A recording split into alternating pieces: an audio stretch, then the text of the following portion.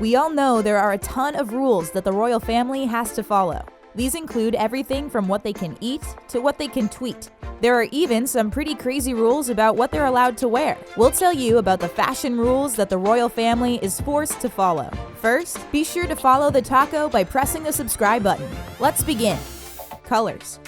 We love the fact that Queen Elizabeth II wears such fabulous outfits. Between her brilliantly bright colors and her giant hats, she always looks as if she's on her way to the Kentucky Derby. But there's a reason that she dresses in such an amazing rainbow of colors and encourages her royal family members to do the same. That's because when the royal family is out and about in public, she wants to make sure that they all stand out. When you're in a big crowd of people, it can be difficult to distinguish yourself. The Queen believes that if she wore more muted colors, it would make it harder for people to catch a glimpse of her. Strangely enough, this love of bright colors does not extend to nail polish. It's forbidden for royal family members to wear bright colors such as red on their nails. The Queen chooses to paint her nails in Essie's ballet slipper color when she wants to look especially fancy. Kate Middleton swears by the color Allure by the same brand, and even wore it on her wedding day. It's only a matter of time before we find out what Meghan Markle's favorite muted nail color will be.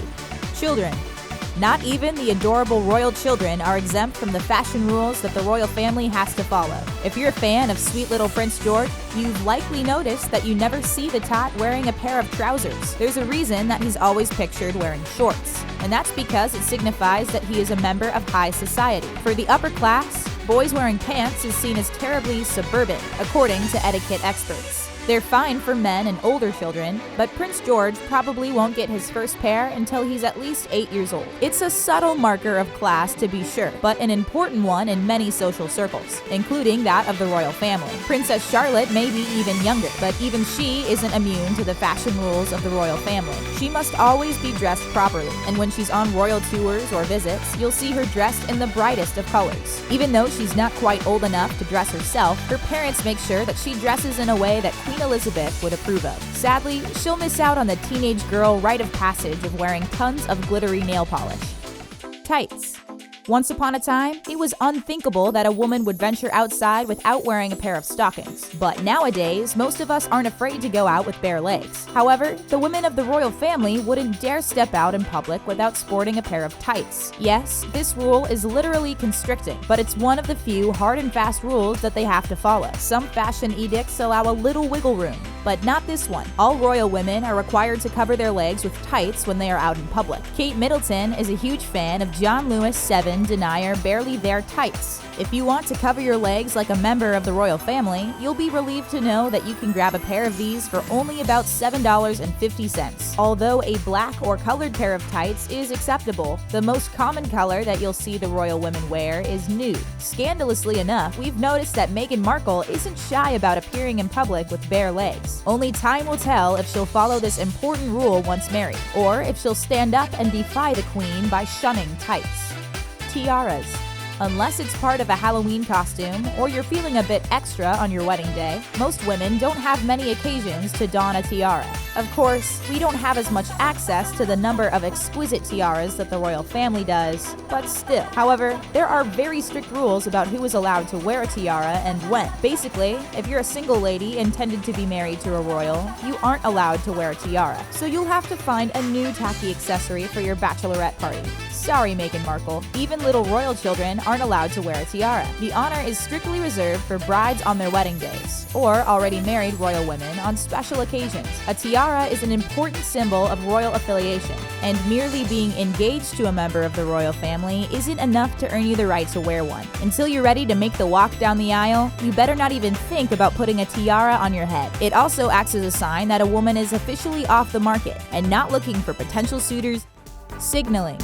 While wearing a tiara or not can denote your marital status, it isn't the only royal accessory that can convey a message. Have you ever wondered why Queen Elizabeth feels the need to carry around a purse with her wherever she goes? After all, she doesn't need to have a driver's license or a passport like the rest of us, and probably has a servant in charge of her more mundane items. Her personal bag is used to convey a wide variety of signals to her staff, making this an especially important fashion rule. Let's say that it's dinner time and the Queen is getting ready to wrap things up. In order to let staff know that they should get ready to begin clearing plates, the Queen will set her handbag on the table. This lets everyone know that they have about 5 minutes to scarf down their food before dinner is officially over. If the Queen is stuck in a boring conversation, she will set her handbag on the floor. This lets one of her ladies-in-waiting know that she is over the current situation and needs a polite and discreet rescue. That sounds like the kind of clever idea we might want to incorporate into our own social life.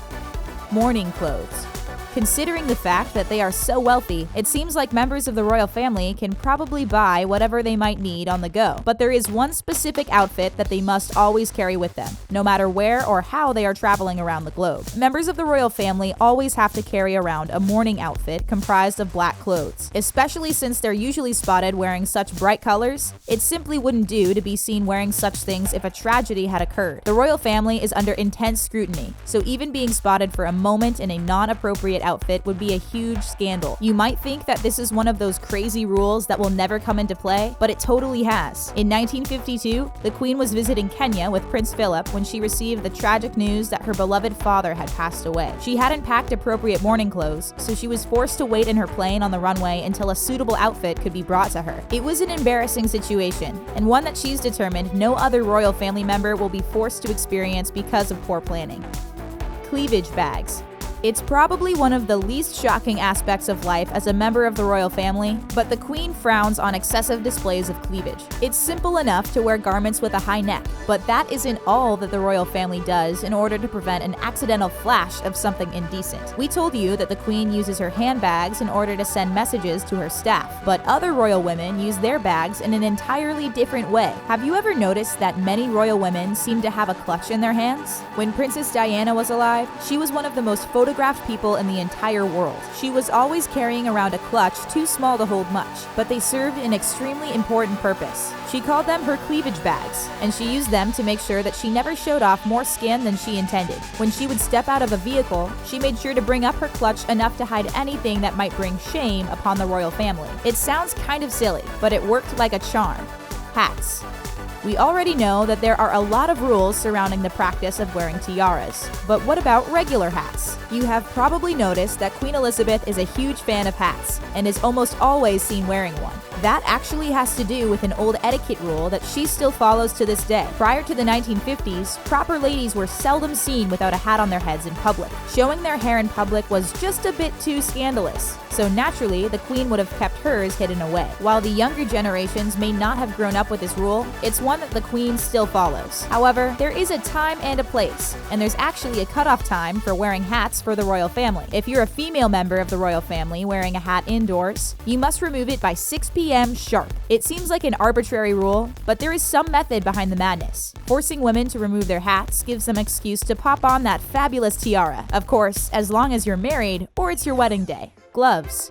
Most of us don't even think about wearing gloves unless it's cold out, or we need them for our job. But if you're a member of the royal family, following this fashion rule is pretty much a part of your occupation. In addition to making them look even more rich and fancy than they already do, there is a very important reason why many members don a pair of gloves during public outings. Royal family members spend a lot of time shaking hands and greeting people when they are out and about. This earns them love from the public, but can be rough on the hands. Most people have hands that are dirty and covered with germs, and naturally, royal family members don't want to be exposed to such things skin to skin. Gloves are also a great way to hide some of your flaws. Princess Diana started wearing gloves to hide the fact that she had the bad habit of biting her fingernails. The Queen likes to keep her arms hidden, so she purchases gloves that extend to just underneath her sleeve. To wear them properly, you must remove them before you start eating any type of food. You should pull them off finger by finger, and then rest them underneath your napkin on your lap at the dinner table. Propriety. Of course, the members of the royal family always need to appear proper in public. They just take doing so to the next level. You've probably noticed that Kate Middleton wears a ton of enviable coats. These are gorgeous and sell out in minutes whenever she steps out in one, but you'll never see her shedding that outer layer. For some royal reason, taking off your coat is determined to be an unladylike action,